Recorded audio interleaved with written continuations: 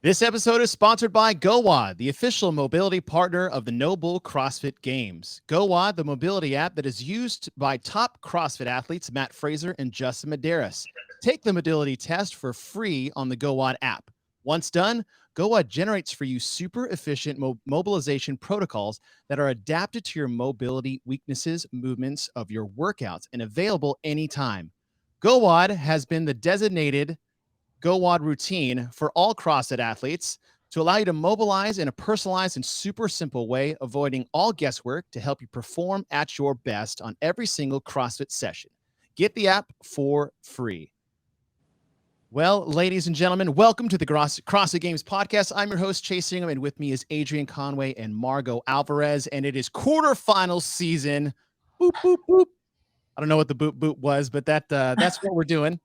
And we are here to talk about the quarterfinals. Day one should be done. It ended, let's see, it's 2:20, 2:21. So about 20 minutes ago, all scores were due. And we are here to talk about those scores in the first two events. But as we get set, Adrian, you've got some athletes in the quarterfinals. And we were talking off before we got on here is that there's a different level of stress from coach than it is to athlete, isn't there?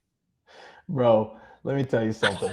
I went home last night and just like fell down on the couch, hardly wanting even to eat. I was exhausted. So yes, there is a completely different kind of energy level and commitment when it comes to trying to really be as responsible as you can for your athletes, whether it's as a judge, helping them set up cameras, backup cameras, setting the floor, and then of course getting their mind right and wrapped around their particular strategy that's going to help them optimize their performance. So when you are in there and it's just you. But when you got like 8 other people that are relying on you, boy, you feel very spread thin. So it was an exciting first 24 hours for me, to say the least. Okay, so that's the stress level from individual athlete to coach. Now, what's the stress level like relative to team? Because I feel like being a team athlete is a whole nother level. Whole nother level, man. And it is. It really, I think it compares almost to being a coach more than just an individual, because of the fact that, yes, you are responsible for your own actions and your own performance, but then it's like, hey, you've got to not just execute for you, but also make sure that everyone's on the same page, everyone is focused and dialed in. And that, again, particularly if you're the captain or the team leader, it's on you to make sure that everybody's accounted for in regards to their game plan and how they're going to either work together or execute their own individual portion of the workout. So I think that those two, coach and team, compare together a little bit more closely than even team and individual. Margaux, how about for you? How was your, did you end up doing the open this year? I did not. I actually did one of the workouts as a class with the community, Yeah. and that was fun. But it's Which funny one'd you because do? it was the last one actually out of all Oh of them. God, of all the ones you did. But I love double unders, and I think that the double unders with the the Fran-esque theme was actually a good way to break it up in a way, if that sounds kind of weird. But I think it was a good combination of movements. But the nerves and anticipation of kind of like, ooh, what I felt before when I used to compete, it was definitely there. Even though it's like, I'm not competing, I'm not worried about time, I'm just doing this with my friend and the community. But it was, I think those nerves and anticipation as an athlete are still kind of there, because it's, you fall back to what experience wise. And I know I've done a little bit of coaching in different forms, not so much with the open cost competition, but I know what it's like to coach. And I feel like, kind of what Adrian was saying, like, you're more exhausted, you're more nervous, you have that responsibility to your athlete or athletes, and you want to make sure you uphold that and you're doing the best for them. So it's almost more exhausting as a coach, as someone that's coaching other athletes competing, because there's so many more things that you think about versus athlete, where you are focusing just on yourself, just on the workout, what you need to do to execute the layout, etc. So there's a lot of things I think that another layer, we'll say, to it that maybe isn't considered as an athlete. Yeah. Well, speaking of coaches, later on in the show, about 5 or 10 minutes, Michele Letendre is going to join the show. She's running Deka comp north of the border. So we'll get to talk to her about how her athletes are doing up north. But before we get there, some somber news is, if you guys have been following the CrossFit space and barbell space in general, Louis Simmons, co-creator of Westside Barbell and Conjugate Method, he passed away yesterday. And you saw what the CrossFit world and how they reacted to it. I think we have all been influenced one way or another by Louis himself. And, I just wanted to touch on, Adrian, I'll start with you is, listen, like this is a guy that created an entirely new strength strength program that was unique, that I feel like really changed the way people approach strength in the CrossFit space, especially around that 2011, 2012 era. I mean, we can thank pieces of equipment for him, like the reverse hyper is a big mainstay in the way he mixed modalities in the strength world, as opposed to just the 5x5, the 5x3, the 5x1, like the starting strength methodology. I feel like he completely revolutionized the game. How much did Westside Barbell and Louis influence you in your athletic career once you moved to CrossFit? Louis influenced me a ton. I was coming into CrossFit as Louis was really making a strong involvement in the space with the seminars and the collaborations that were taking place. And so I had a natural curiosity towards that, especially due to my background in traditional strength conditioning. It was always very interesting to see what those guys were doing at a Westside in Columbus, Ohio, and the way that they trained. In my opinion, Louis was like CrossFit without knowing what CrossFit was. He was constantly training the biggest, strongest men in the world for this general physical preparedness that honestly, a lot of traditional strength players in the space or coaches in the space ignored, right? So they overlooked a lot of things that Louis was implementing, like the sleds, the reverse hypers, which you mentioned. I mean, he's pretty much got a trademark out on the vast majority of those things. And so I think his influence to me as a coach is even bigger than I naturally give it credit. And the reason I say that is because I did attend a powerlifting seminar and I did have an opportunity to listen to the curriculum that he helped develop. And I started to apply it to myself, particularly in the latter years of my experience as an athlete. I really think there's a unique opportunity to apply some of this, band tension and varied resistances to particularly age group athletes that help keep them relatively young, keep their explosive power and their strength. So Louis was a huge contributor to even what I do currently today. And, if you guys haven't ever listened to a really good, entertaining podcast, go ahead and tune into one of those. Yeah. The stories you hear from that guy are nuts.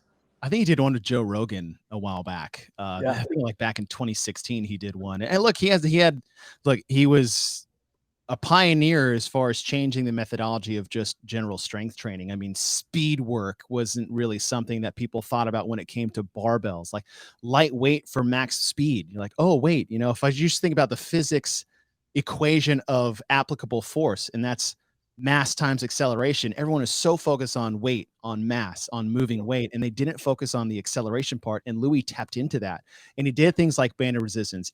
For those of you who don't know, if you do banded anything or chains, you can thank Louis Simmons for that. Like, coach, why am I doing this? Like, I don't know. I saw some dude do this thing. That was Louis. Margaux, how about you? How much did you, that Westside barbell conjugate method, how did that weave in your training growing up through CrossFit? Yeah, it definitely had an influence. I had heard about him, seen about him, especially when I was training with Sam Briggs. I had the opportunity to go out and Sam train. went hard in the conjugate method. Yes, she was. And so we actually got to meet up, I want to say it's a later half of 2014, and went out there to Ohio and trained with her and Laura.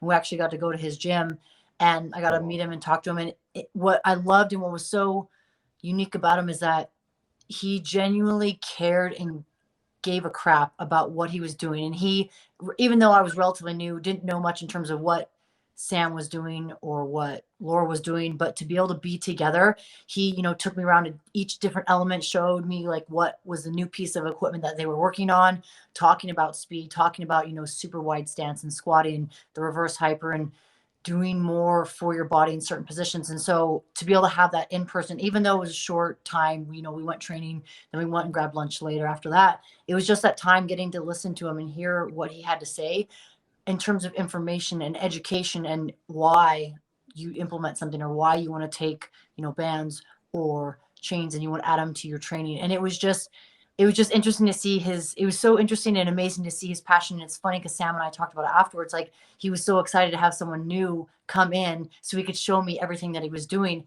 And that definitely plays a special spot in my heart, because not everyone has that opportunity. So I was super grateful to be able to meet him and talk to him and just see his impact on the strength world, and just not just lifting, but in the CrossFit world and any other world that is interesting in learning and wanting to gather more information, or at least understand his philosophy.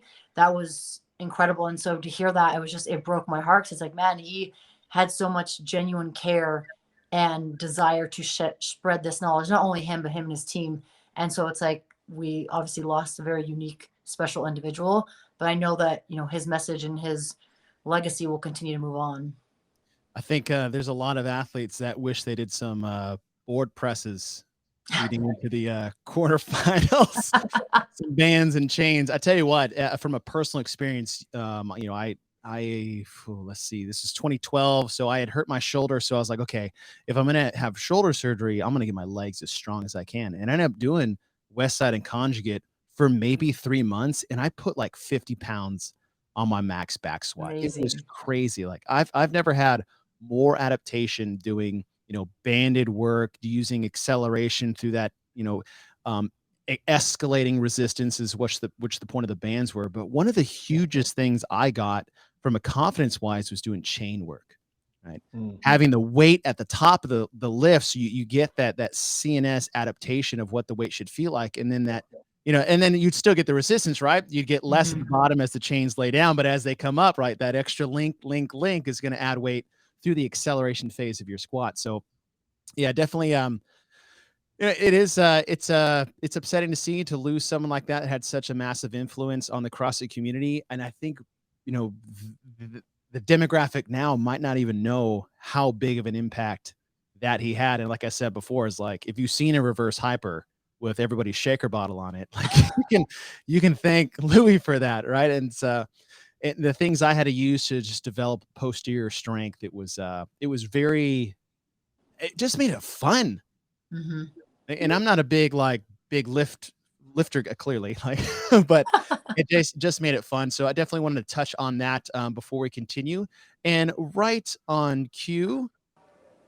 Well, hello, young lady. Michele Letendre joins the show. Thank you for joining us, Michele. How's it going? I'm doing well. How is everyone? Doing great. So day one, quarterfinals in the books. Adrian says it felt like a week so far. How's it been going for you? I haven't done any of the workouts, so I'm feeling great. Oh, me either. Coaching them. That's true. It was a big day yesterday. We got a lot done. So, but I heard some athletes have actually done all of them in the same day. All 5 in the same day? Yeah, I heard that one of the, I think it's, I can't remember, but I heard that one of the guys had to do it all on the same day because he had a wedding this weekend. Oh, yeah. I mean, that's one of the tough things about the schedule. How's it been like for you scheduling your athletes around basically the 24-hour windows? Well, it was a little bit of an adaptation for me. I mean, like, I'm Eastern time normally, so like we kind of understand how to navigate that at home, but I'm in Vancouver now. So it's a different competition in Vancouver because all of a sudden we're really limited by group classes and things like that. So it was a little bit tough yesterday, but today is a lot better. Nice. So who do you guys have there? Did all your athletes, you guys centrally located to Vancouver at the moment? At the moment, we are in Langley, BC, okay. Just like southwest of Vancouver. And Pat is here. We have Freya Moosberger, and we have Freya's local. This is her gym. And okay. Ellie was with me in Montreal for like 2 months, and she's flying back home soon. So she's like in Vancouver with us, and then she's going to go back home. And back home being Australia for Ellie. Yes. So how is everything going? So you got day one's done. What order did you have your athletes doing in? Because I feel like there's a pretty specific way you structure things based off your athletes' abilities and potential. So how do you set that up for your different athletes? When we look at this weekend, like it's really shoulder heavy. The first day is really shoulder heavy. And for 2 of my athletes, those are their weaknesses. So we had to it was a hard day for Patrick and Ellie, like overhead pressing is hard. So we kind of were limited by the time window, but we decided to do event 4 first. We got the strength out of the way so that we can maximize that as best we could. Everyone was okay with that. And then I had Pat do the muscle up workout. I had Pat do the handstand push-up workout second. Because it's so much pressing, and he's really good at muscle up. So I wanted to make sure that he can get the pressing in a little bit fresher. and the muscle ups I knew wasn't going to be a problem. But for the girls, we did the opposite. The muscle ups were a little bit more of a concern for them, so we banged that one out first. And the handstand push-up workout seems to be a lot easier for the women, so that was the strategy for them, and it worked out really well. I mean, like today, their upper bodies are surprisingly good, and their lower bodies are pretty banged up. What about the handstand push-up, as you said, makes it a little bit easier for the women versus the men? I think weight ratios, range of motion. I mean, Pat's got really long arms, so yeah, like it just so happens that like that box is a treat. I'll tell you what, if you're a shorter athlete, that box is a dream. Well, they made the box wider, right? Yeah, they did. Well, wider for shorter people, not necessarily wider for taller people. Yeah, but yeah, I mean, it's like handstand push-ups are just like, no matter how hard we work on them with Pat, like he's just got long arms, and that's the way it is. So he has to deal with that. He deals with it really well. He manages it really well. But yeah. I would say that's one thing Pat does well when he's competing too, managing maybe the ebbs and flows of a competition. And as we look towards the 2023 season, I've been seeing a lot of swimming on Pat's Instagram, and probably due to maybe how 2022 CrossFit Games, or 21, 22, what year are we in? 21. Yeah, games. 21 CrossFit Games. Yeah. He's been so close. I mean, we know it's the swim kayak that really kind of set him out from that first place position. Like for you, seeing how Pat has come so far, what's left that you guys are working on that can put Pat on top of the leaderboard in 2023? Yeah, working with Pat it's a challenge, right? Because when you work with newer athletes, you have a lot of gain, right? There's so many areas that you can gain in, and there's a lot of potential a little bit everywhere. And with Pat, every year that goes on, there's less and less potential for growth. So it really becomes about the fine details and things.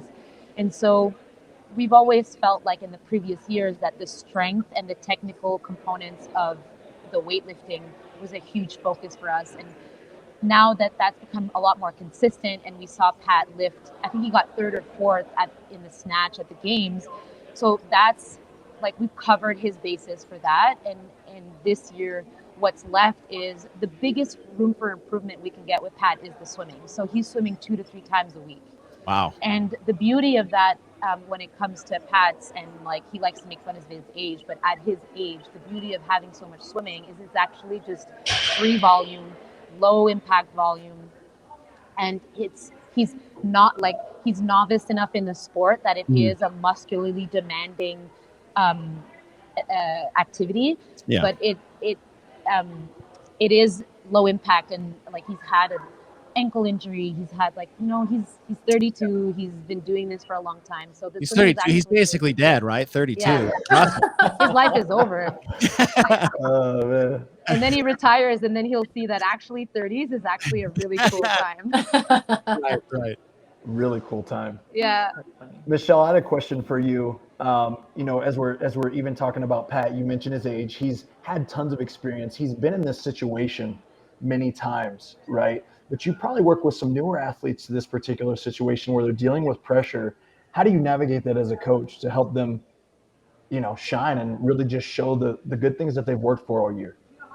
That's a really good question. The younger athletes, they demonstrate nervousness and like anxiety in very, very different ways. And I'm learning how to do this because the longest relationship coach athlete I've had is with Pat. And Pat's a very confident athlete. Even when he started, he's very confident in himself, and he navigates things very effortlessly. He's not afraid to try. Like he just goes. And then the younger athletes, they're a little bit more self-conscious. They take things a little bit more personally. They're a little bit more emotional. So being really patient and just reminding them regularly on what they've achieved at the end of the day, and doing it in a way and in a language and in a tone that suits their needs, right? Like when I talk to Freya, it's not the same as when I talk to Ellie. So I've done a lot of work on trying to understand their needs, and the way I talk to them is just like with Ellie, I just have to remind her a lot of what she's doing, like what her goals are, like and what what are the success, what success looks like, right? She's very, how do you say that in English? Like goal oriented. She wants the results, but we have to remind her what success markers are. Whereas Freya is a little bit more practical, a little bit more aloof, a little bit more fun. So for her, it's about constructive technical feedback. And so those are once you pick up on the languages that they speak and you see what gets them going, then reminding them of their where they're going and how to get there. It's easier. So you have to be very good at listening to what kind of words they use and what gets them going and stuff like that. It's like love languages in a relationship. I mean, the coach-athlete relationship, it's like, listen, I'm a words of affirmation, physical touch guy. So as a coach, if you pat me on the ass and say, good job, I will follow you for the rest of my life. That's how I operate as an athlete. Michele, you were talking about Ellie specifically. When we're looking at Ellie, she made a big splash in Miami, didn't quite finish the weekend off as she started, but it couldn't really get any better than how she started. But what are we excited about for Ellie Turner going into this season? Ellie is so fit. She's so fit. She just doesn't feel pain the way others do. I don't know what it is. She just becomes this shell of a human when she does real fitness tests, and it's just it's beyond words, And so what I think what I'm really excited about with Ellie is that she's beginning to show who she really is, and I'm excited for people to get to know who Ellie is. Practically, as an athlete, I think Ellie is going, her fitness is just out of this world. I think last year at the games, she didn't get to shine all the way because it was kind of a surprise, her qualifications, and we didn't know what to expect. But I think she got a little overwhelmed by the situation and kind of was muted a little bit. But I think this year she's really realizing what she's capable of, and what we saw in Miami, I was just as amazed as everybody else. She's so good. And to be honest, if that competition would have had the reverse order of events, I don't think we would have the same idea of Freya still has weaknesses. I think we would have been really surprised by Freya. So I really think that I knew those events were going to be hard for her, and so did she. So I think people, because they don't know her, they saw Wodapalooza, they saw how it started and how it's ended, and it's kind of it was a surprise, but we were expecting that. But I really think that Ellie, once people get to know who Ellie is, I think she's going to be around for a while. So most of us should be able to get to know her really, really well. So I have one question for you, Michele. Yeah. Obviously, we've known each other for a long while, not only competing together, but being friends. And I love that you mentioned in terms of Pat having the experience, being kind of a seasoned athlete, and you yourself being an athlete and now a coach. Is there something that you and even Pat maybe share in common that you are able to communicate or share with the younger athletes, knowing that they're newer or greener or fresher to the experience, whether that be the mental game, the mental aspect, or however you kind of look at it long game? Is there something you guys both have in common that you are able to communicate that to them? The real honest answer to that is that Pat and I are both very sarcastic. We like to make fun of things. So No, not at all. So Pat and I are very similar in that way, and I actually find myself having to kind of censor that so that the girls don't get too blasé too early. And I think what the beauty of that is, though, is that it removes a little bit of pressure, because I don't want it to feel too heavy all the time about motivational speeches and things those are all important things. But I think what Pat brings to the game is a sense of humor and a sense of realistic approaches and stuff like that. So we are similar in that way. And so, we've competed differently. I think I've competed with a little bit more adversity than Pat has. I'm saying that he fell off a 20-foot wall, but but I've had a little bit more struggle in terms of results. So I kind of understand what it's like to not get the results that you always want. So I know what that feels like, and sometimes Pat doesn't always know what that feels like, except for in 19. But I think Pat and I have a great relationship, and sometimes I have to remind him that he's talking to women who are beginning, and the cues that he's giving them may not work for them, kind of thing. Mhm. Like doing Yeah. 10 muscle ups unbroken for 3 rounds isn't the best idea. But Let's do it, right? That's try harder. yeah, just go faster. I don't understand. That's Yeah. awesome. Michele, one more question, then I'll let you get back because I'm sure you guys are doing some stuff this afternoon, possibly. But Pat's waiting for me. tell us about for those in the CrossFit space, in the game space specifically, that don't know much about Freya. Give us a little bit about Freya. I met Freya. Like Freya applied at in a thing we have at Deka Comp called the Deka Comp Club, and it's just like it's like a smaller group of athletes that we try to be more personalized with. And she applied to that club, and when I saw her applications and her stats, I was like, whoa, I need to get on this girl. So I reached out to her and I met with her online, and she was fantastic, like great personality. So I was like, this is a great fit. And when I saw the way she trains and competes and everything, and I'm seeing her how she is now, Freya to me is going to be the next Canadian female athlete. Okay. And so Let's go. I'm saying that like I'm going to be careful with her progress because she's still young, but I really think that Freya is going to be a force. Wow. And like she's that's already really well-rounded, and so all we need to do is just get her experience and her fitness up.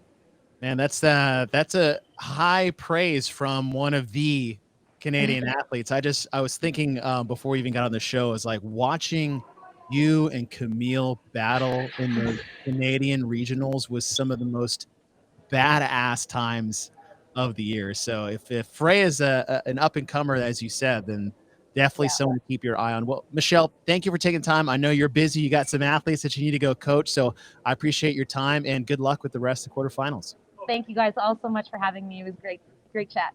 All right, take care. Good luck. Good luck. Oh, I want to thank Michele Letendre coming on. Man, that's some big praise for Freya. I mean, especially for a newer athlete, it's like, oh, okay. I mean, I like it.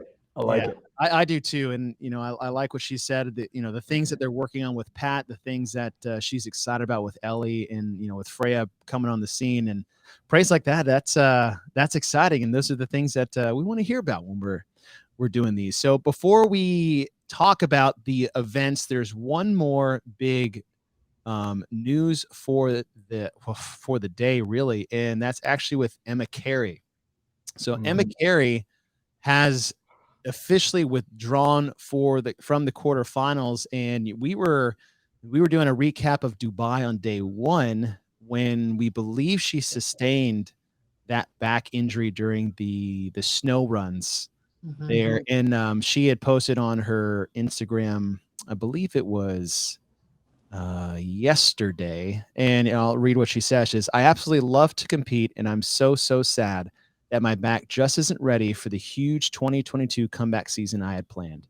But far more than the sadness I feel right now, I am excited. Now I have 500 days to pour everything into training for the 2023 CrossFit Games and a lot of opportunities to get even more resilient, tough, and smart. These past 3 months have been the hardest time of my life, but with the trials comes the exact lessons I need to reach my full potential in the sport. I'm already a different person than I was 3 months ago. Adversity is only building me, and I love who I'm becoming." She's mentioned her coach, Matt Torres. "Thank you. Thank you will never be enough for teaching me in every situation, for helping me in every emotion, for guiding me in every hard decision, and for wholeheartedly believing in our big picture goal. I'm proud of our progress and proud of our decision, and I'm so proud of the journey at which we are just getting started." And, as a fan of the sport and seeing these young kids coming up, it's tough to see. But I mean, I think this is a very mature move for a very young athlete. And, Margaux, I'll start with you. Is, growing up, I would say matured in athletics when you started CrossFit. This girl's 17. You got to remember, she's 17-year-old. She's not talking like a 17-year-old. She's talking like a seasoned vet. What type of advice, seeing how your career went through as far as your trials and tribulations, because we've all gotten banged up in some form or fashion, what advice would you give Emma, even though it seems like she has a pretty good head on her shoulders so far, about how to approach these next, say, 500 days? Yeah, I think it's smart to assess where you're at. Again, she's young. If she's having or been having back issues, she's young enough where she can take this time to step back to like recover, heal, whatever it might be, and then approach that going into the rest of this year and then going into next season. I think when you're younger, physically, your body can maybe bounce back a little bit quicker as you get older, as you do more training. Not that we can't handle it physically, but I think it's more the mental barrier that it might be for her. I can't speak to her, but it's, you're young, you're fresh, you're feeling great. You have this season that you're looking forward to. And then all of a sudden something like this comes and sets you back. I think the biggest thing is addressing it mentally in terms of how are you approaching it? Are you struggling with it mentally? Are you able to talk to your coach? Are you able to have discussions and figure out what the best plan of action is? Because if you're just pushing it to the side or putting it under the rug and thinking I'll deal with it later, it will resurface. It will come back out. And I think being attentive to what your body needs, whether that's care for the specific issue or other things surrounding that, I think it's important to address it and find a good execution, whatever that might be for that individual, so that you don't have a recurring issue down the road. I mean, I've had some small injuries. Luckily, they've been small and far and few between. I think I always knock on wood, but I think a lot of that came to my discipline with doing mobility, prehab exercises, rehab exercises, keeping my body healthy. Not that I can't do it, but if you're spending so many hours in the gym and you are competing full time, your body has a lot of wear and tear, and doing some sort of exercise routine for preventative work will be huge for current situation, but also down the road. So I think for her, she has a good head on her shoulders, very mature for such a young age. Not that she isn't there, but I think that's going to set her up for success down the road if she does have any other setbacks or any other things that kind of come up along the way. And of course, it seems like she has an amazing team, her coach and her surrounding family and friends to support her. Adrian, I believe you've just come out of maybe a back injury situation. I think I saw on social media. Explain to people, I mean, the toughness and sensitivity of having a back. I mean, back injuries, there's a wide range of what that would be. But what was your process coming back? And like Margaux said, is how tough is it to come back from the trust standpoint as an athlete getting back into it, say from an injury like that? Yeah, I think particularly in our sport, not to downplay a back injury in any facet of life to be experienced, but in our sport, it's really easy to want to try to drive and push through any particular injury, but particularly a back issue. And the reason I say that is because a lot of times we experience things to the level where we get warmed up, we feel good enough to get through particular movements. For me, that's how it started. I could get warm enough, I could back squat, I could lunge, I could do some things. The moment I cooled down, I was in pain. I couldn't get up and walk around in a normal, well, the way that I hope and expect to as a dad with kids and working a day-to-day job as well at this point. So I think for Emma, even to think about her case, I hope that this was an easier decision for her to make due to her probably feeling quite a bit behind from where she really expected and wanted to be at this point in the season as well. Because it did start so early for her, and then progressively she just couldn't make the strides that she wanted. So it told her it's probably not the best idea to force this. And I really think that the unique thing about this is that she's playing a different game than Margaux and I were playing, because our time we saw ending closely. Like it was finite. We were like, okay, cool. I gotta make hay. I gotta get it good while the getting's good. And I felt like every year I had to seize the opportunity. Well, what if I miss this time? What if I miss these months? These young athletes are playing a completely different game. And the beauty is clearly she's got people around her.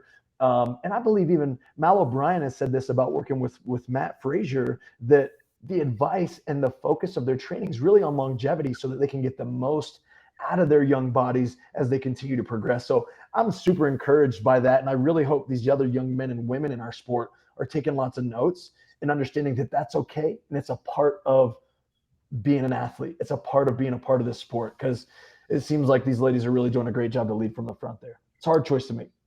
It definitely a tough one, but I like what you said. It really was tougher back in our day of CrossFit because we were all like the mid to late 20s, and the window was really small, and so there was this forced, or I would say self-imposed sense of urgency to always get back on the field, so to speak, or back in this, like, let's just work around this and we'll get there because it may not happen again. But like to have when you're 17, you have a long, hopefully 15, 7. I mean, look at how late these athletes are competing and being successful in the CrossFit Games now. And, and Emma's been doing this for a decade already. By the way, let's not forget that. She's already been doing CrossFit for a decade.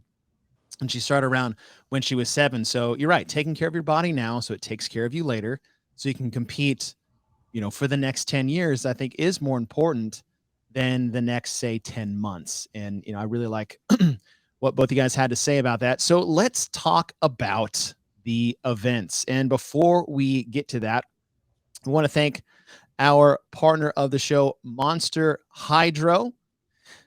Formulated for those who crave flavor without the sacrifice and energy without the crash, Zero Sugar Monster Energy Ultra and Monster Hydro have the flavors for any workout you're up to conquer. And the events got released a little early yesterday, or a little, but it gave us more time to talk about them or think about them.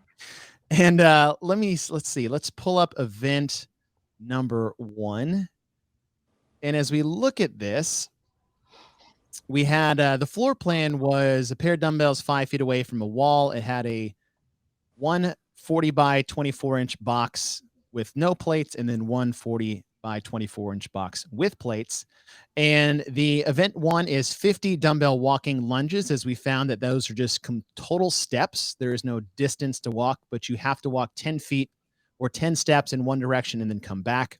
And those are in like basically the suitcase carry or farmer carry position. 30 regular kipping handstand push-ups with no plates, then 40 front rack walking lunges, 20 deficit handstand push-ups. I believe it's 3.5 inch deficit. And for the men, and then for the women, what was it? A 1.5, 2 inch deficit for the women. And then we go into 30 overhead walking lunges, and then the 10 strict handstand push-ups in the box being event 1. Now, this is somewhat similar to the first event that we had last year, but I thought we were going to get something a little different in event 1, and I definitely wasn't thinking dumbbell lunges. Adrian, since it's not a dedicated or designated distance, I'm curious your thoughts on this system or this standard for the dumbbell lunges. Great question. And it is an odd standard. And the reason I say that is because I've got some former college athletes in here, females particularly, that are longer levered. And that leads to a particular disadvantage in this workout, not just with the handstand push-ups, but also with the lunges. So you're going to delegate that they have to take a particular amount of steps. And now we reward the shorter athletes again, because they don't have to go as far to reach the bottom of a lunge position. So if you're asking me how I feel without directly responding, I think you have an idea. I'll say it. This is not a tall person event, period. Like we can absolutely. Yeah, absolutely not. Most CrossFit events are, but this standard, and I agreeing with you, is I feel like this standard amplifies the disadvantage for the taller, longer athlete. Right. And I think what we're running a risk of here is that people will naturally try to, pervert the lunge in order to travel a lesser distance or to make it more convenient or try to level the playing field. And then, of course, it makes our sport look a little sloppy. And there are many other things that it could run into risk-wise with the athletes. But I love a set distance. I think that was a really cool way to do it. It's easier for filming. It makes a standardized floor plan for every athlete when it comes to like the coach or the gym owner setting it up, because there was some variance there as well. But I'll tell you, this workout from an overall perspective was much more of a lunge workout than people initially assumed as well. So the loading was spot on, and I really like the variation of the places where the dumbbells go. I think I'd just like to see a preferred set distance for the rep scheme or the distance traveled there for the lunges. Yeah, 120 total lunges in this event with 100 pounds total, 70 pounds total respectively between men and women. Margaux, what is your thoughts on the lunge standard? I would have to agree in terms of the numbers versus the like set numbers, like 50 steps versus like 50 feet. Because for those, I mean, I think I look at it, you say you have 10 feet or 20 feet of distancing, those that have longer levers, longer legs, you're able to use that to advantage to be able to get that bigger step. with its feet, like how far are you taking a step? Like if you have to do 10 one way, then 10 the other, the person with longer legs, you still have to do 10 reps, but then you're almost going to try to shorten the distance. So you're not going out of frame. You're still in frame, but then you're having to change that. Like Adrian said, you're changing your lunge step just slightly. So it is something a little bit different than what I've seen in the past. This made me kind of think of the 2016 open workout where you had the burpees, the lunges, toes to bar, right? So it's a set distance. And again, you want to be as efficient as possible to make sure that you're trying to get through those reps relatively quickly, but it does change it up a little bit. Again, are you taking shorter steps to get those 10 reps in before you turn around and go back the other direction versus if it was 10 feet of lunges or 20 feet of lunges? So it does change a little bit. So it'll be interesting to see, I would love to kind of see a comparison of videos of, depending on individuals, longer levered individuals, shorter levered individuals. And this is just for lunges, handstands. Obviously that's a little different topic, but it'll be interesting to see like the execution of the movement and the execution of how they do this, kind of a side-by-side comparison, just to see, how it works. And again, I didn't do the workout, so I can't specifically speak it, but as I'm looking at it, and as a coach, if I'm going to coach someone through it, or if I'm going to do it myself, like, all right, how do I want to execute this movement so that I'm being strategic in my execution, but also making sure that I'm not having to do more than what I need to and meet the standard. I'm with both of you guys. When you look at this, anytime you have handstand pushups with a confined box, immediately the longer limbed athletes are going to be at a massive disadvantage when it comes to handstand pushups. I mean, Michelle was talking about it to Pat Vellner, who's one of the better gymnastic athletes in the game, but the fact that his arms are so long is negating his own gymnastic ability. The thing I used to like about lunges with a set distance, say it was, in the past, it's like 25 feet and back or whatever that they've had lunges in the past, is that it almost balances the playing field between the shoulder athlete and the taller athlete. Because yes, the taller athlete may get more distance per lunge, but he's still going the range of motion, right, that longer than where the shorter ones, they got to take more steps. But if they would have put a distance on here, it would have almost balanced out the two skills that they have here between handstand pushups and lunges between the two types of athletes. That being said, I think this is a really cool event. I think this is a nasty test that people are not prepared for as far as what these lunges are going to do, especially when you get to those overhead lunges, because people are looking at all these lunges and like, oh, my legs are going to get so sore. And there is no room to hide your shoulder strength and stamina in this. There is absolutely no breaks. Even the farmer carry. I almost think farmer carries, when they're hanging at my sides, are more detrimental to my shoulder fatigue and like traps and shoulders than any of these other ones. Yeah. It's sneaky. To say the least, it's completely sneaky. And even the way that your grip and your hands start to feel when it's time to you got to get to the wall, kick up right away. You got to go. There's such urgency that these athletes have the ability to go through a workout and a test like this there's bouts of fatigue and lactate that build up in ways that most common humans just can't predict, because they can't move fast enough to feel it that bad. But these guys are moving so fast that it's a unique stimulus, to say the least. And I have watched a few athletes be very humbled by these overhead walking lunges.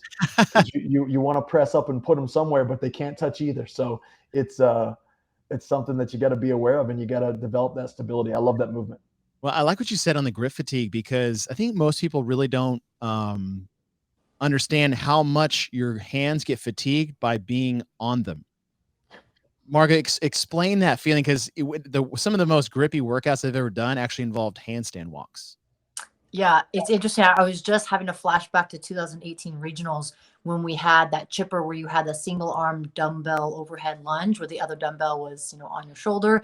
And it made me think remember? Yeah. So not even the beginning, but the back end where you had done tons of toes to bar, that extension, if you think of like your wrist, it's extended in this position for the handstand pushups. And then you're changing it to a grip, whether, if it's front rack, you might be able to relax the fingers slightly. But if you're overhead, you might have your wrist bent even more, but you're still actively engaging that forearm to hold on to that dumbbell. So that fatigue is going to set in, not only in terms of, flexion or extension, but just a static isometric hold. And I found the isometric holds, you think of like L-sit, those tend to be the worst, more so than a dynamic.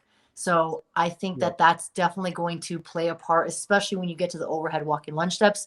Yes, your shoulders are activated. And like you said, your traps are going to be feeling it from the farmer carry from the first 50, you know, in a traditional hang or farmer carry.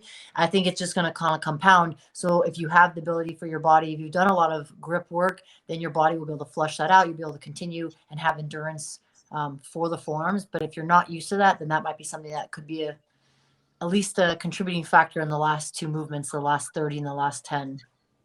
All right, so that was event 1. Let's look towards event number 2. Let me pull this little guy up. And this one was one that looked pretty fun. You got 30 alternating single leg squats, 30 GHD sit-ups, and then 10 ring muscle-ups for 3 rounds. So a total of 90, 90, and 30.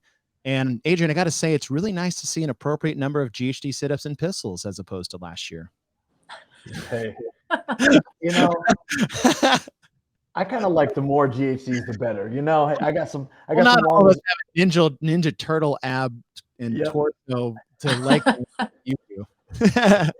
I really like this workout. I love it as a test. I do like what, again, I think we can really agree on is that it is appropriate. It's in enough that it acts as a test. There are people that will still run into limitations with this number. But I think even a great lesson that we learned from the Open, even in 22.3, for example, is that something like double unders or a particular skill doesn't have to be redundant in volume to be a test. Like the accuracy element alone of pistols, you know, if there were only 30 pistols in this whole workout, they would still matter, although many elites would say, oh, no, or the community would grumble against it. But I really like the idea that these athletes had to focus, execute every single repetition because they all mattered in this one specifically. And again, you know, the sneakiness of HQ at testing our midline stamina is ridiculous because you look at squats and you're like, cool, it's a squat. It's like, well, yeah, you're holding up the other leg with your hip flexor and your low abdominals too. And then it's like, cool, the muscle ups, gymnastics, upper body. And you're like, yeah, but really you sit up every rep just like a GHD sit up. So it's going to get pretty nasty there because of the midline fatigue. So I love the way all 3 of these movements really intersect together there. Although, you know, we think legs, core, upper body, for example, and it made a really elegant test. So I thought it was awesome. We're touching a lot of bases in the first 2 events, right? All the pushing and overhead stability. And now we have the pulling. Now we have the core, as you said, and now the pistols. Although 2 back-to-back events with single leg squats. I mean, you know, 120 dumbbell weighted lunges right into 90 total pistols. So, I mean, there's nothing wrong with redundancy. Sometimes that needs to be thrown out there, but man, I hope this is one of those where, like, going into the next day where I would want to maybe get some of the lifts out of the way. Like, you know, Michelle was talking about even almost the event 5, not to look too far ahead. Sure. What my lower body is going to be feeling like after the first 2 events, knowing we have wall balls on the horizon is it's going to be pretty tough.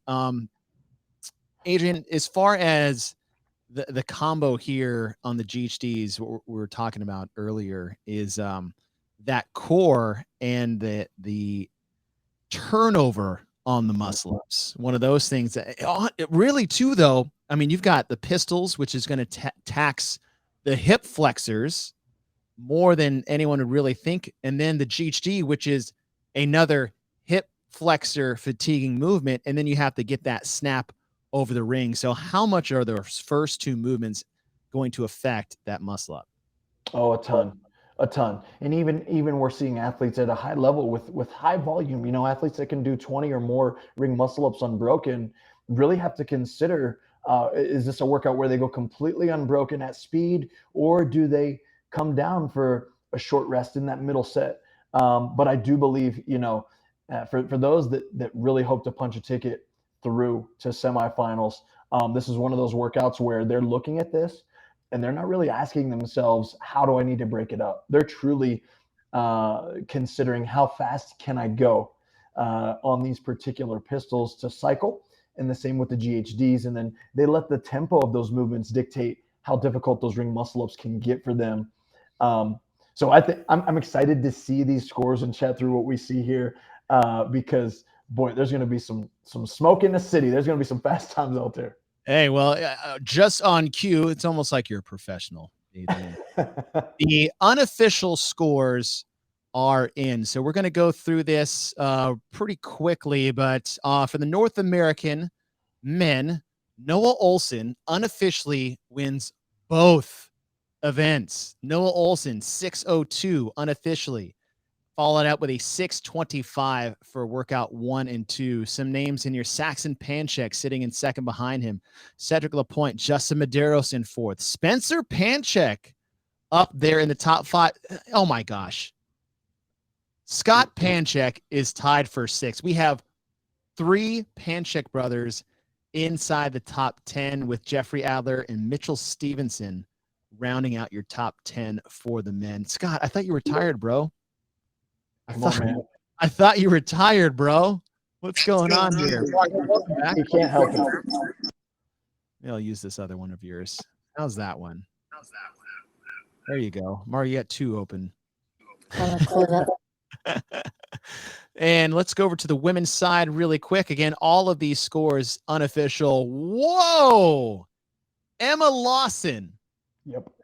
Sitting on top the leaderboard unofficially for the North American women. She wins workout 1 at a 5:16. That is almost 50 seconds faster than Noah Olson, and takes 4th on workout number 2. Christy Ermo O'Connell tied for 12th, 12 points between her and Mal Bryant. Fisa Gaffi, top 4. Danielle Brandon, Annika Greer. Those 2 are up over at Underdogs Athletics right next to each other. Alexis Raptis, I think she's with the Underdogs crew too. I might be mistaken. Era Lowen, Lily Rodriguez, and Marissa Flowers rounding us your top 10. Adrian, I think what is it like? She's a training think tank athlete, I believe. Oh, that's right, think tank. But what is it like seeing Emma Lawson? I mean, the big question for her this year, we saw that at the open announcement, was, she's what, 17? This is her last year as a 17-year-old. And she's now sitting on top of the leaderboard after the first 2 events. Yeah, I mean, it's pure excitement. And again, it's just another name that is a top contender in our sport worldwide as a minor in our world, So it's exciting. I think that, these workouts are great workouts for her, and I'm very excited, of course, to see how the next 3 scores are going to continue to come in. But boy, at this point, she's got to be feeling great, and allowing that to build consistent momentum for her throughout the rest of the weekend. All right, so that's a North America. Let's go down to Africa. Your top, Lee Carouse, first at 7:28, and then a 4th in workout number 2 at 10:15. You got a couple of names we've seen in here: Elderbrack, Morand, all the way down to Michelle Basnet, Dina Swift. We've seen her name before. Annika Spies, Reagan Finkel, and Gemma Rader rounding out your top 10 for the women in Africa. And I mean, you got everybody, your top spots here, all but one coming out of South Africa. On the men's side, go back to this leaderboard here. For Africa on the men, top spot, Keelan Henry, first for the men, 6:29 and 7:21. Noah Olson is the only one we've seen that got first so far between the men and the women. Then you got some names in here. We've seen Ryan Duvenage, Jason Smith, who's just like ruining my 35 to 39 excuse. Hey, man. Sitting there wrecking shop. And then all the way down, Muhammad Alamda. We've seen his name before at the CrossFit Games. So a lot of South African athletes there in the top 10 in the Africa. Let's move over to Asia on the men's side. We have Alexander Elin. He got first in event 1, second in event 2. Roman Karenikov is sitting in 3rd. He got a 5th in the 3rd. Dennis Samsonov. Those are your top 3. On the women's side for Asia, we have Svetlana Veloslava, 2nd and 3rd. Yuko Sakuyama, we saw her at the CrossFit Games. Those are 1st and 2nd. 2nd and 3rd for her, 5th and 1st for Yuko. So they're only separate by 1 point total. And then let's move over to the Oceania. Tia Claire Toomey, first and first. And right behind her, getting second and second, is Car Saunders. This is the matchup we did not get to have last year between these two athletes. And man, I hope we get. I mean, if there's one event you really want to go to next year from a semifinal or this year, the Torium Pro, Jamie Simmons sitting in third, Maddie Sturt, Ashley Corby, Ellie Turner, Georgia Pryor. Man, stacked, absolutely stacked field. And the fact that you've got Tia getting first and first and Carr getting second and second, I cannot wait for that semifinal. On the men's side, Ben Fowler sitting in first overall, fourth and first, Baden Brown first and 11th. Other names in here, Curtis Jackson, Bailey Martin. Jay Crouch is tied for fourth with 14 points. Ricky Garrard sitting in ninth, eighth in event 1, 16th in event 2, and Zeke Grove holding down the top 10 for Oceania. As we go to South America, 2 more to go. Augustine Raquelme, we've seen his name and him at the CrossFit Games before, both individual and team. First and second, 6 minutes and 6:59. Omar Martinez, Nicholas Bedarte, we've seen that name before. Guy Mahero sitting in 10th, 7:27 and 7:17. And we'll talk about the events that are coming up tomorrow, and that name will definitely be at the top of our list of lifts we would like to see. And on the women's side in South America, Melina Rodriguez, first and second. Now, I believe Melina Rodriguez was on one of the teams that ended up getting disqualified, but she still has the opportunity to go individual. The games had posted something about that. We're not going to get into that too much. Other names on here that we've seen: Valentina, Emily Andrade, Sofia Strato, but Melina Rodriguez with only a 1-point lead over Luisa Marquez. And then let's venture over to Europe. I'm sure everybody's waiting patiently. And look at that. On top of the leaderboard for the European women, Sarah Sigmundsdottir, second place in event 1, 7th place in event 2. Lucy Campbell behind her, Matilda Garns. Emma Tall sitting in 4th place. Emma McQuaid in 5th. Elise Andriani. Jacqueline Dahlstrom. Maribel Gallardo. Chia Solano. So some names, again, all these scores are unofficial. Gambi Magala, Turi Hugmanada, they're outside the top 10, but let's pause here for a second and just see a little hello to Sarah Sigmundsdottir. Especially, I mean, think about that. Like, she had the knee injury. She pulled out of Wodapalooza because she thought she re-injured that knee. And now, Adrian, as we said, after 2 isolated single leg events back to back, she's sitting in first. Great finish. I mean, she's got to be absolutely excited about that. I mean, we've talked about her throughout the season, each opportunity we've gotten together, and to see where she's come. I think that clearly she's now here in the States and training with her coach in person.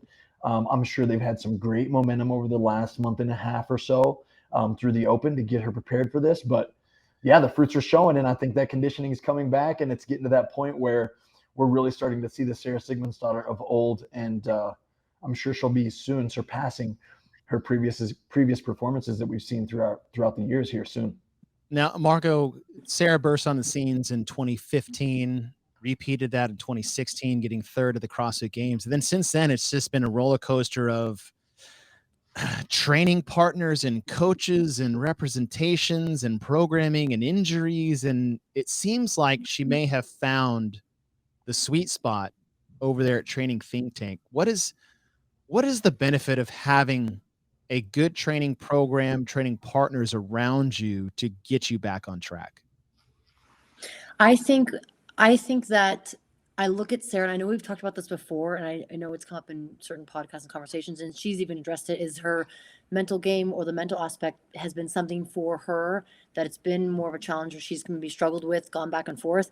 And I think that if she's here physically with her coaches and she has a great community, that in community and the support is huge. And I think having more conversations with your coaches, whether that be, about the training or that be off the floor and, how you're recovering or how you're dealing with emotions or the highs and the lows of what she's gone through.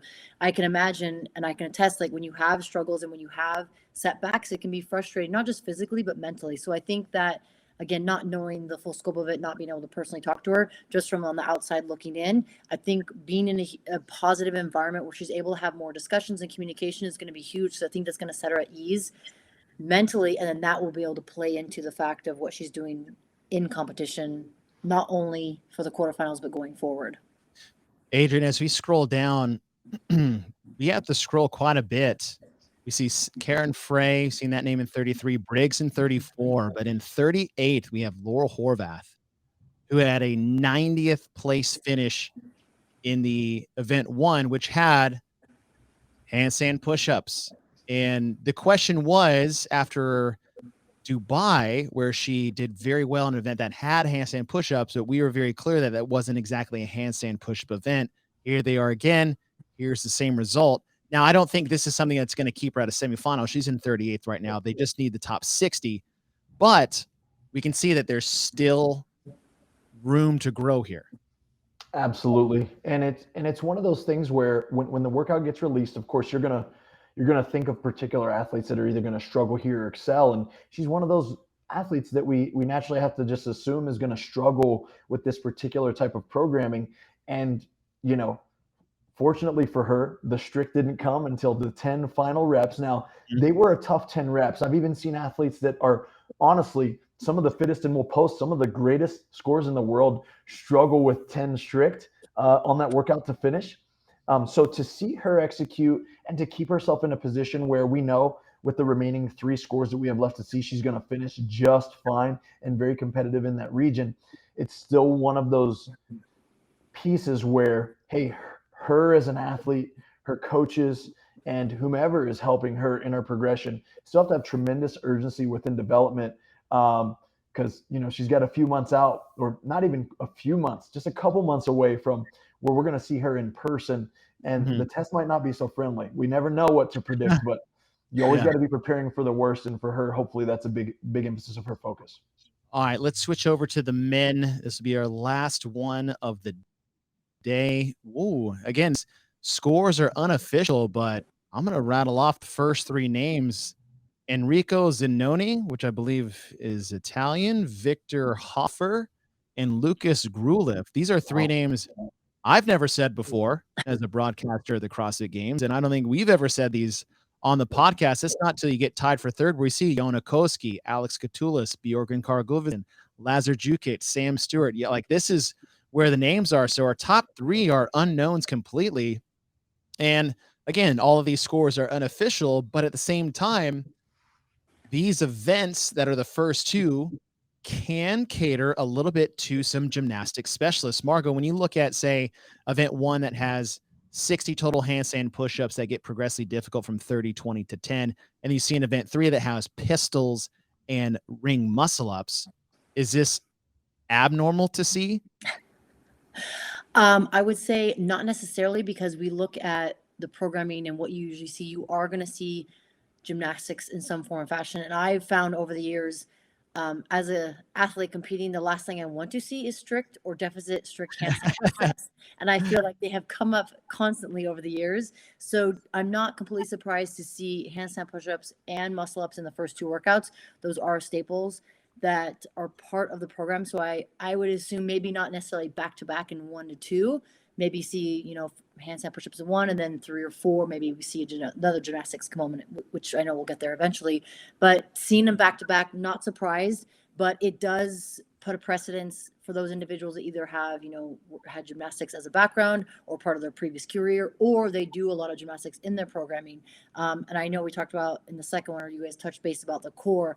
The core is important, but there's a lot of flexion extension. So if your body's not used to those multiple reps of flexion extension for the GHD, the pistols, the muscle ups, that could affect you for those 2, but even into the next movements that we see. And I know personally from seeing movements of, you know, the pistol where you're having some flexion of the spine, some of the GHD as well, reaching for the pad, extension, depending on your range of motion, how far down you're reaching, that will take effect on the muscle up repetitively. Not tons of high reps that we talked about, but depending on how your body recovers, where we'll see that. But I think gymnastics is something that, again, not completely surprised to see them in the first 2 workouts. All right. Well, those are the first 2 workouts. And as the leaderboard stands, as we said before, all of these results are unofficial because they will have to go through score these, judge these, and see what this is. But let's take a look forward to what we have in store for the next 24 hours as we close out today's podcast. And Adrian's bopping his head as we look at event number 3. And let me just say, thank you to Adrian Bosman and the programming staff as I scroll up just a little bit and look at this 10-foot wall ball target. Finally, for the women. I have been advocating this since the beginning of my programming endeavor, is that women do not need a 10-foot target. They have a 14-pound ball for a reason. And here it is, 10-foot wall ball targets, but that's not it. The famed shuttle run that is rumored to have supposed to have been in the open. And now it is finally here. And Adrian, I'll come to you first, because if anybody played basketball at any level, those that are like, shuttle runs are so dumb, clearly never ran suicides in their sports life. Please explain to the novice athlete that has not done shuttle runs appropriately how inappropriately this is going to affect your workout in the best way possible. Yeah, I'll tell you what, I'm really excited that we get to see any hint of running. Of course, I've had many years of getting to help athletes develop their athleticism, and we do a lot of change of direction. There's certainly a right and a wrong way to turn, right? And what we'll notice, and even it's going to be exciting to watch and review film, but leaning and your center of gravity are tremendously important, meaning that every turn, no matter how tired you are or how slow you're running, you really have to anticipate the direction, not that you're headed in, but the direction you're about to go. And I've got to get back into the details of the workout to really understand, unless you guys know, how many points of contact have to touch the ground on the opposite side of the line. Why, I can bring this up for you as you talk about it, sir. Because that will dictate a little bit of the strategy that we'll deploy. Looks like 3 from those videos. All right. At each turnaround, both feet and one hand must touch the ground over the line before the athletes may return. Stepping or touching the line will not count. So they have to clear the line completely and touch one hand behind it. Okay. So this is exactly what I feared. The least athletic position that we could put ourselves in, but you can still use your athleticism to seek an advantage here. And that all comes down to anticipation. So I would consider that your first step across the line should be about 2 feet or 3 feet past the line, so that your inside foot stays close to the line. And all you have to do from there is pivot. If you anticipate that pivot and your outside hand touches the ground as you turn, it's going to allow for the smoothest transitions. Because as we build into this workout and you start to really add up these shuttle runs, there's going to be so much lost time there if people do one subtle thing wrong every turn. And we go through, let's say, 60 turns in this whole workout. So I'm excited to see how this plays out, because the details matter. And we know these games athletes that have competition experience with this, we understand how important transitions are. And I think this workout, when it comes to your elite fitnessers, because their levels are so matched, this could be a transition-based workout. One thing I didn't know until they released the standards was, when I first saw this event prior to it officially getting released, is I was like, oh, okay, 1 is down, 2 is back. And that's not the case. Down and back is 1. And we have 4, 8, 12, 16 down and backs with the shuttle run. And I feel like it's one of those very underappreciated programmed movements in this. Margaux, have you put any shuttle runs? I mean, gosh, remember the death by shuttle run workout that was on Main Side a few years ago?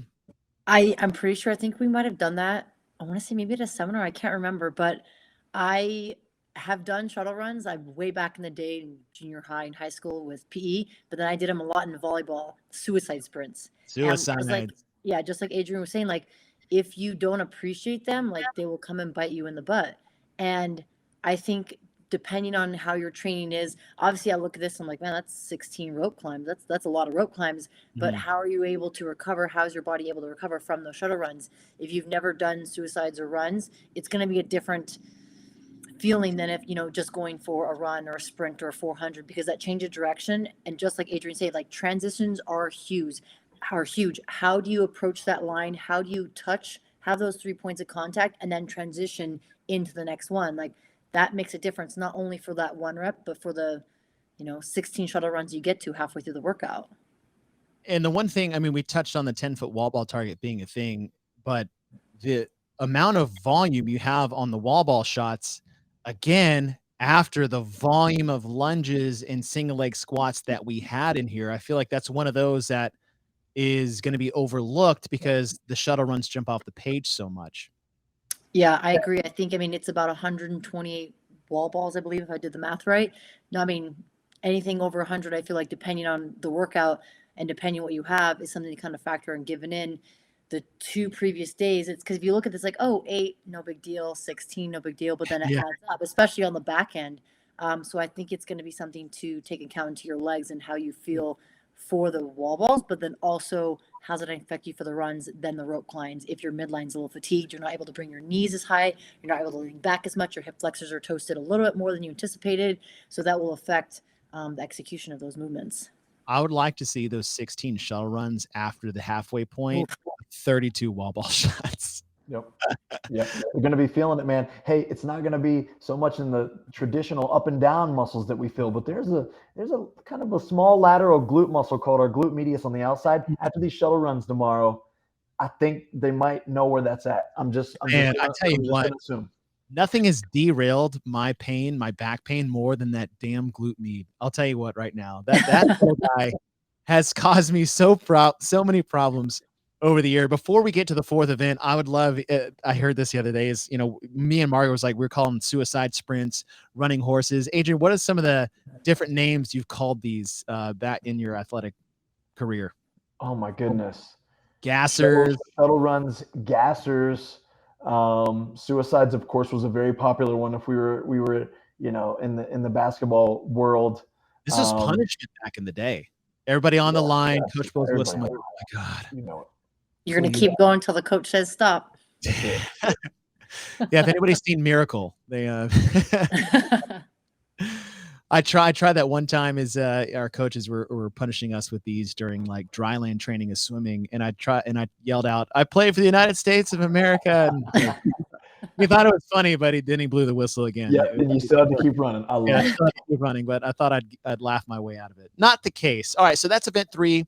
Now we move into event number 4. And when bench press was announced, and the bench was announced on the equipment list, and the floor plans were laid out, the speculation was that there was going to be a bench press max lift. Now, as someone who, has trained forever, and as far as weight training is like, that has been part of it. It hasn't been a main staple. Say maybe Adrian, like for you with your background in football, that's a huge part of it.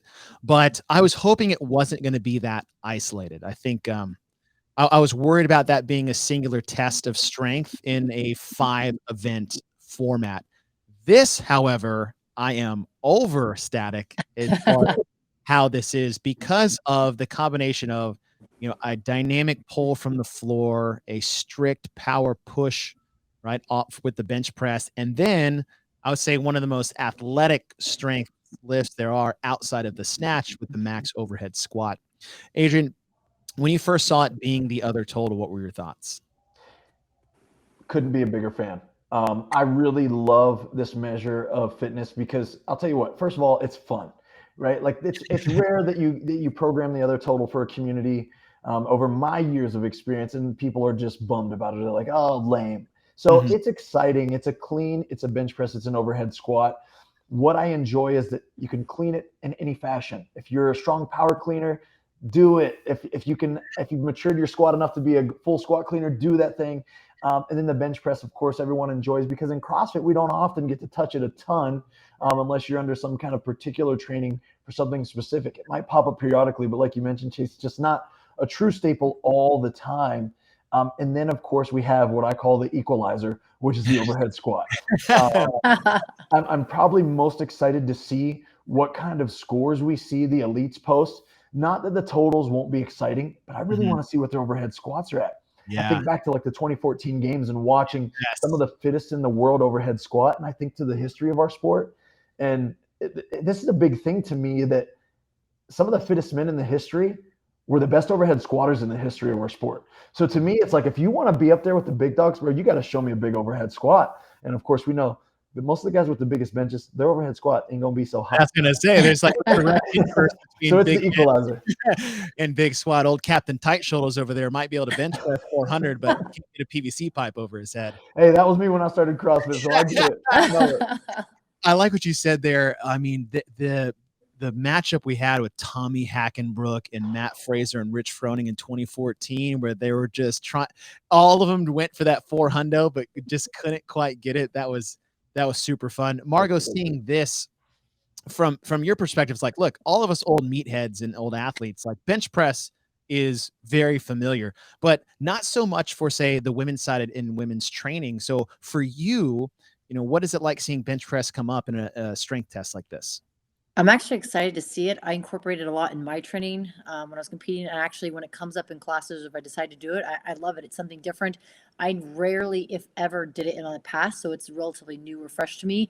I could say that for majority of women. Again, can't speak for everybody, but it's not as common as if you saw, in football or for male individuals training. But to see it, I'm excited to actually see what the women put up for that bench press. I feel like it's become a little more common over the years to incorporate it or include into the training, especially when, again, 2018 at regionals, you had Linda, and I think we talked about, possibly seeing a version or a variation of that. But to be able to see what the women are going to hit for that, I'm excited. I'm also, again, overhead squat. It'll be interesting to see, because I think the last time we really saw it for a heavy was back in 2014 at the games. So I'm, again, interested not only in the total, but each individual lift for the women.